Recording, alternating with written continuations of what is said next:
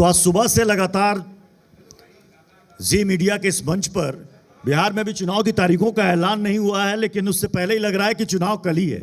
लग रहा है जैसे तारीखों का ऐलान हो गया, क्योंकि सुबह से लगातार जितने भी दल के नेता आ रहे हैं अपने अपने दावे कर रहे हैं और एक से बढ़कर एक बयान दे रहे हैं। और इस वक्त हमारे साथ मौजूद हैं बिहार के उप मुख्यमंत्री सम्राट चौधरी जी। मैं चाहूंगा कि एक बार फिर से जोरदार तालियों के साथ इनका स्वागत कीजिए। सम्राट चौधरी जी, बिहार में जनता के मन में क्या है तो नतीजे बताएंगे। बीजेपी का अपना आकलन क्या है, क्योंकि अभी तो तेजस्वी यादव आए थे, वो कह के गए हैं कि इस बार तो बिहार में एनडीए गई। नमस्कार। देखिए, भारतीय जनता पार्टी और एनडीए लगातार काम करने में भरोसा करती है और आदरणीय लालू प्रसाद जी को लगातार 4 चुनाव में एनडीए ने हराया। श्रीमती राबड़ी देवी जी को 3 चुनाव में हराया और उनके पुत्र जो दूसरे प्रतिनिधि हैं लालू प्रसाद जी के, उनको भी पिछले 3 चुनाव से हराने का काम कर रहे हैं। देखिए, बोलने वाले को तो कुछ हम कर नहीं सकते हैं। बिहार की जनता को डिलीवर करना पड़ेगा, जनता के बीच में काम करना पड़ेगा। जनता को सिर्फ कि मेरे माता पिता मुख्यमंत्री थे इससे काम नहीं चलता है। इससे चलता है कि जनता की भलाई के लिए क्या हुआ, जनता के लिए सोशल इंजीनियरिंग क्या हुआ, सामाजिक न्याय का काम क्या हुआ, बिहार विकास कितना किया, बिहार की समृद्धि कितनी हुई, बिहार देश में विकास के रफ्तार में कहां खड़ा है। और हम लोगों का स्पष्ट मानना है कि अब बिहार रफ्तार पकड़ चुका, और रफ्तार पकड़ चुका इसलिए आज देश में अर्थव्यवस्था में जीडीपी के ग्रोथ रेट में हम तीसरे नंबर पर हैं। आप सोचिए कि हिंदुस्तान में जो गरीब राज्य कहलाता था बिहार, जहां सिर्फ बाढ़, पानी, बालू और एक नेता का नाम लेता था, आज उस प्रदेश में समृद्धि है, रोड है, इंफ्रास्ट्रक्चर है, बिजली है, पानी की व्यवस्था है। ये बदला हुआ बिहार है। ये वो बिहार नहीं है जो आजादी के बाद लेकर 2005 तक बिहार चला है। यदि श्री बाबू को और कर्पूरी ठाकुर जी को छोड़ दीजिए तो इस बिहार के समृद्धि को सबने लूटा। और मैं बार बार कहता हूं कि आज बिहार 2005 के पहले 2000 तक बिहार में फैक्ट्री भी था, स्टील के प्लांट भी थे, माइंस भी था, लेकिन नेतृत्व नहीं था। आज नेतृत्व है। ये उजड़ा हुआ बिहार, बदला हुआ बिहार दिखता है। और आप समझिए, जब बिहार और झारखंड बट रहा था, मैं उस दिन भी वोट करके बिहार को अलग कर रहा था और हम लोग के दिल में पीड़ा थी। लेकिन सरदेय अटल बिहारी वाजपेयी जी ने देश को आह्वान किया था कि बिहार और झारखंड बटेगा और झारखंड में आदिवासी समाज के कल्याण के लिए काम किए जाएंगे। और उस समय इसलिए पीड़ा थी, हमारा भाई बट रहा था, इसमें कहीं दो मत। लेकिन मात्र 13% रेवेन्यू इस बिहार में था और 87% रेवेन्यू झारखंड में था। लेकिन जब नीतीश कुमार जी और सुशील मोदी जी के नेतृत्व में बिहार ने गाड़ी स्टार्ट किया 2005 में, तो मैं आज गर्व से कह सकता हूं कि जिस बिहार में 13% रेवेन्यू था, मैं आज बजट पेश करता हूं पिछले 2 वर्षों से, आज बिहार का बजट और झारखंड के बजट को देखिएगा। झारखंड जहां समृद्धि, फैक्ट्री, स्टील सब कुछ रहा, वहां का बजट 1,40,000 करोड़ का, और बिहार जो गरीब था, जिसके पास मात्र 13% रेवेन्यू था और जिसके पास सिर्फ बालू और एक नेता का नाम था, वो बदला हुआ बिहार आज 3,17,000 करोड़ का बिहार का बजट है। ठीक है, ठीक है। अच्छा, अब चूंकि चुनाव के समय में सीटों का बंटवारा, आपसी समझौता, मुद्दे, बहुत सारी चीजें मायने रखती हैं। एनडीए में सब कुछ ठीक ठाक है, ऑल इज वेल? देखिए, जिस तरह आपने एनडीए को देखा होगा, 1996 से जनता दल यूनाइटेड के साथ गठबंधन है। 96 से कई चुनाव आए, या तो नीतीश जी पहले ही हमसे अलग हो गए 2013 में, नहीं तो सभी चुनाव में नीतीश कुमार जी हमारे नेतृत्व के तौर पर बिहार में एनडीए का चेहरा बनकर लगातार काम करते रहे। जी। भाजपा और जेडीयू और जो हमारे सहयोगी दल है, सबको मिलाकर हम चुनाव में जाते रहे। हाँ, और इसी बीच इसी एनडीए में हमने ये भी देखा है कि नीतीश जी कभी आए, कभी गए, कभी गए, कभी आए, ये होता रहा। क्या सीटों का बंटवारा हो गया एनडीए में? देखिए, फाइनल हो गया? नीतीश कुमार एक फैक्टर है बिहार की राजनीति में, मैं इससे डिफर नहीं करता हूं। फैक्टर है या वो नहीं, वो पारस का पत्थर है कि जो छू ले वो सोना हो जाए? मैंने क्या कहा? मैंने यही तो कहा, फैक्टर क्या हुआ, वही तो मैं कह रहा हूं। मैं ये कह रहा हूं कि नीतीश कुमार जी ने बिहार में डिलीवर किया। अभी भी जो बच्चा आपके स्टेज पर आए होंगे, वो अपने पिताजी की बात नहीं बोले होंगे, पक्का नीतीश जी का बात करके गए। नीतीश जी के शासन में जो काम हुए होंगे उसकी चर्चा की होंगे, अपने पापा मम्मी की चर्चा नहीं की होंगी। आप सबको बच्चा कहते हैं। नहीं, आप राहुल गांधी को भी कहते हैं कि देख लीजिए बच्चा। हमने कहा 55 वर्ष का बच्चा। 55 वर्ष का बच्चा। ये गलत है क्या?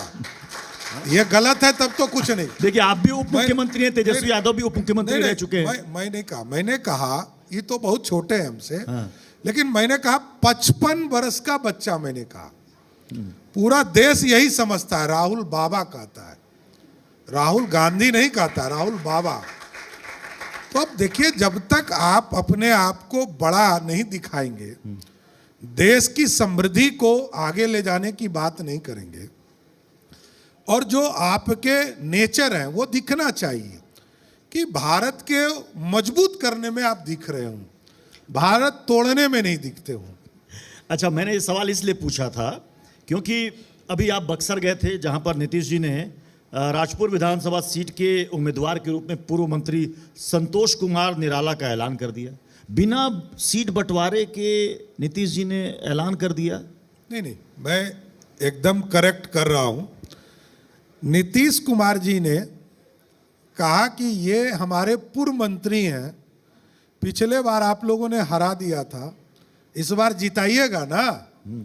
तो देखिए, वो हमारे नेता है। मैंने क्या कहा जी, जनता दल यूनाइटेड के राष्ट्रीय अध्यक्ष तो हैं ही, एनडीए के भी नेता हैं, तो उनको विशेषाधिकार तो है ही, लेकिन वो पुरानी प्रत्याशी के तौर पर उन्होंने कहा, और सब मिलकर हम तय करेंगे, इसमें कहीं दो मत है।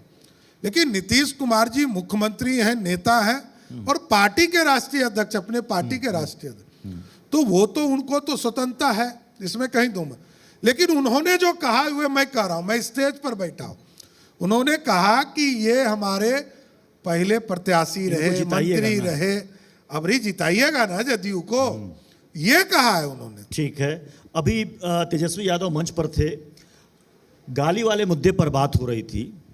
गाली वाला मुद्दा क्या वाकई में बिहार में एक बहुत बड़ा मुद्दा बन जाएगा? क्योंकि विपक्ष कह रहा है, तेजस्वी यादव कह रहे हैं बेवजह का मुद्दा बना रहे हैं। अगर ये गाली की बात करते हैं तो फिर उन्होंने पीएम के एक बयान को दिखाया, उन्होंने बताया कि ये किसके बारे में कहा था उन्होंने? डीएनए के बारे में। डीएनए के बारे में उन्होंने कहा मुझे विधानसभा के अंदर बीजेपी के विधायक ने मां बहन की गाली दी, उस पर बीजेपी खामोश है। कहीं नहीं, ऐसा नहीं है। एक बयान आप दिखा दीजिए, एकदम गलत बयानी कर रहे हैं।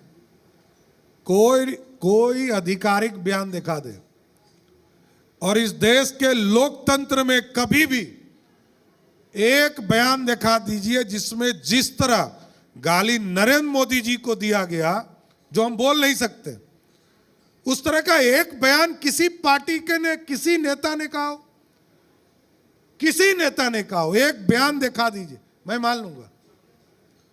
देखिए, राजनीति में कटाक्ष होते हैं। मैंने क्या कहा? बच्चा, छोटे हैं तो बच्चा कहा। मैं गाली नहीं दे सकता हूं किसी भी नेता को। ये राजनीतिक विचारधारा अलग हो सकता है, व्यक्तिगत लड़ाई किसी से नहीं है, विचारधारा की लड़ाई है। कोई भारत को श्रेष्ठ बनाने निकला है और कोई भारत को लूटने निकला है। कहीं राजतंत्र है, कहीं लोकतंत्र है। यहां लालू प्रसाद जी ने इसी बिहार में, इसी विधानसभा की सभा में कहा था, जब वो नेता विरोधी दल थे, कि रानी के पेट से राजा पैदा नहीं होगा। यह लोकतंत्र है। हम लालू जी की बात को फॉलो कर रहे हैं। लालू जी ने कहा है कि राजा, रानी के पेट से राजा नहीं पैदा होगा। लोकतंत्र में ऐसा नहीं होता है। बिहार ऐसा नहीं करेगा, हम लोग को भरोसा है। अच्छा, आप लोग परिवारवाद पर काफी कटाक्ष करते हैं, लेकिन आप भी तो एक परिवार की विरासत को आगे बढ़ा मेरे रहे हैं। पिताजी राजनीति में नहीं है। लेकिन मेरे पिताजी राष्ट्रीय अध्यक्ष नहीं रहे। मेरे पिताजी बिहार के मुख्यमंत्री नहीं रहे। मेरे बाद ही मेरे पिताजी मंत्री हो पाए। बता दो, आपको बता रहा हूं। मेरे पिताजी सेना में रहे, लंबे समय तक निर्दलीय चुनाव जीतते रहे, और मेरे पिताजी तो मेरे बाद बिहार सरकार में मंत्री हुए। ये मैं बता रहा हूं। तो मेरे पिताजी मुख्यमंत्री हुए होते तब तो मेरे ऊपर लगता कि मैं परिवारवाद से आता हूं।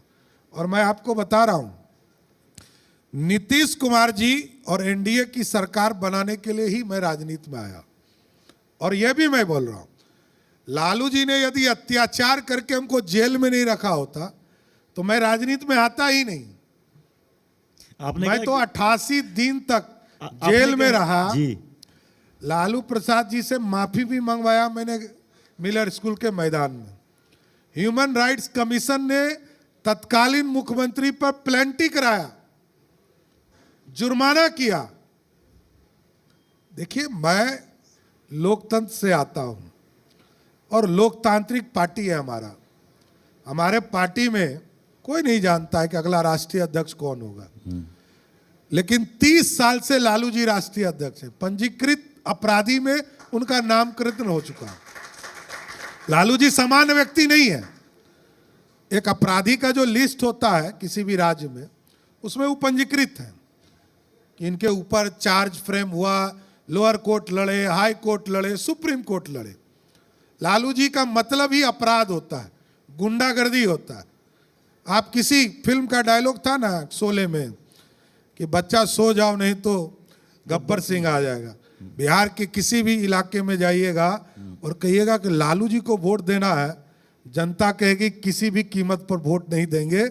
लालू प्रसाद कभी हिस्ट्री में बिहार में रिपीट नहीं हो सकते। सच आप कह रहे हैं कि आपने शोले फिल्म की याद दिलाई कि गब्बर सिंह आ जाएगा।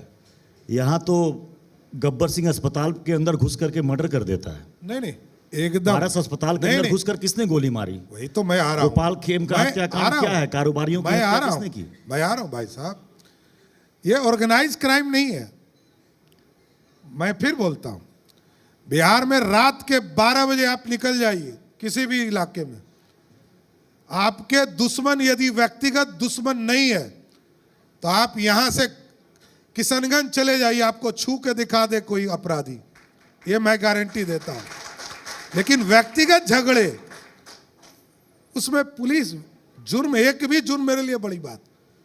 लेकिन आप याद कीजिए, चाहे गोपाल खेमका जी का हत्या हो या अपराधी की हत्या पारस में घुस के किया, वो गैंगवार थे और वो पुरलिया से उसको ड्राइव चल रहा था, बंगाल से। लेकिन उस गैंगवार लेकिन को मैं वही रोकना कह भी रहा तो सरकार का काम था, मैं वही कह रहा पुलिस का काम था। हमने 100 घंटे के अंदर दोनों घटना में अपराधियों को जेल के अंदर डालने का काम किया। ये सरकार वो सरकार नहीं है। लालू जी सत्ता में बैठते थे तो सीएम हाउस में बैठकर कहते थे कि डॉक्टर साहब, अरे बचवा लोग गलती कर गया, तनी ये लोग को कुछ पैसा दे दीजिए, कोई दिक्कत नहीं है, छोड़ देगा, चिंता मत कीजिए। ये ऑर्गेनाइज क्राइम था, सत्ता शोपित एक तरह से अपराध था, सरकार के द्वारा चलाया जाता। आज बिहार में सुशासन है और मैं सबको कहता हूं, आप घूम के देखिए बिहार के किसी कोने में। विजय सिन्हा जी ने इसी क्राइम पर कहा, उन्होंने कहा कि ये जो क्राइम हो रहा है इसके पीछे बालू माफिया, जमीन माफिया ये सारे लोग हैं और ये सारे लोग जुड़े कहाँ हैं? उन्होंने कहा आरजेडी से जुड़े हैं। तो अगर वो जुड़े भी हैं तो रोकना किसका काम है? नहीं, सबका अब विपक्ष तो इलाज- आके नहीं सब- रोकेगा, सबका ये तो इलाज- सरकार और पुलिस रोकेगी। एकदम इलाज हो रहा है। देखिए, कुछ होता है एलोपैथी इलाज, कुछ होता है होम्योपैथ इलाज। नीतीश जी की सरकार होम्योपैथ इलाज करती है, धीरे धीरे पूरे सिस्टम को ठीक करती है। नीतीश जी ने 20 साल में पूरे बिहार का प्रदेश बदला है और क्राइम में भी पूरा ऑपरेशन किया है। जेल के अंदर अपराधी है, कोई अपराधी हो, नीतीश जी ने सबको जेल में डाला। न्यायालय ने जिसको चाहा उसको छोड़ा। आपने एक मजेदार बात कही, आपने कहा कि होम्योपैथ से इलाज कर रहे हैं, धीरे धीरे इलाज कर रहे हैं, लेकिन ऐसे तो फिर पता चला कि मर्ज कहीं ऐसा ना हो कि मर्ज और ज्यादा बढ़ जाए। अब मैं आता हूं एक और नहीं। सवाल पर जो कई लोग पूछना चाह रहे हैं, कई लोग ये पूछ भी रहे हैं, क्या मैं इस वक्त बिहार के भावी सीएम से बात कर रहा हूं? देखिए, मैं भारतीय जनता पार्टी का एक साधारण कार्यकर्ता हूं। पार्टी जो दायित्व देती है उसको निभाता हूं। पार्टी आगे भी जो दायित्व देगी उसी को काम को करना है। मैंने ऐसा इसलिए कहा क्योंकि 2023 में गिरिराज सिंह ने कहा था कि सम्राट चौधरी सीएम कैंडिडेट हैं, सबने खूब ताली बजाई। 2025 में नायब सिंह सैनी फिर मैं नायब सिंह सैनी ने कहा कि सम्राट चौधरी के नेतृत्व में हम बिहार लड़ रहे हैं और जीतेंगे। नहीं, उनका कहने का दोनों का सेंस में बताता हूं। गिरिराज जी ने जनता से पूछा, जनता ने अपनी बात रखी। नायब सिंह जी ने कहा भारतीय जनता पार्टी के अंदर मैं एक तरह से विधायक दल के नेता के हैसियत से उन्होंने ये बात रखा। हम अपनी पार्टी के अंदर की चर्चा कर रहे हैं, पार्टी के बाहर हम यूनाइटेड है। एनडीए नीतीश कुमार के नेतृत्व में है। मैं बीजेपी का विधायक दल का नेता हूं और पूरे एनडीए के विधायक दल के नेता नीतीश कुमार। हम नीतीश कुमार जी के नेतृत्व में आज भी हैं और कल भी रहेंगे। ठीक है। प्रशांत किशोर आए थे, उन्होंने कहा कि अगर हमारी सरकार बनी, उन्होंने जोड़ा अगर, उन्होंने ये भी दावा किया कि 150 सीट कम से कम 10 और अधिक से अधिक 50, या तो अर्श या फर्श। उन्होंने कहा अगर हमारी सरकार आ जाएगी तो सबसे पहले जो फर्जी शराबबंदी है इस कानून को ही खत्म कर देंगे, क्योंकि इस कानून से हो कुछ नहीं रहा है, राजस्व का नुकसान हो रहा है और फर्जी मुकदमे में लोग जेल की सजा काट रहे हैं। इसे खत्म कर दें। मेरा ये मानना ये ऐतिहासिक फैसला है। किसी को बहुत अनुभव नहीं है, कुछ लोग नौसिखिया लोग राजनीति में आ गए हैं, उस पर मैं बहुत नहीं बोलना चाहता हूं, लेकिन ये मेरा मानना है। प्रशांत किशोर नौसिखिया, मैं पिछले 30 वर्षों से बिहार की राजनीति में हूं और जनता के बीच में जाइए, मां बहन से मिलिए, क्या सुकून की जीवन जी रही है।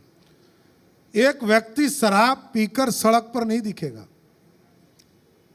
मैं कहता हूं, मैं नहीं कह रहा हूं कि ये तो कह रहे हैं शराब बंदी है लेकिन होम डिलीवरी है यहाँ। देखिए, मैं क्या कह रहा हूं, वही तो मैं कह रहा हूं। मैं कह रहा हूं कि अराजकता नहीं है। नीतीश कुमार जी का इतना बड़ा फैसला, नीतीश कुमार जी नहीं जानते हैं।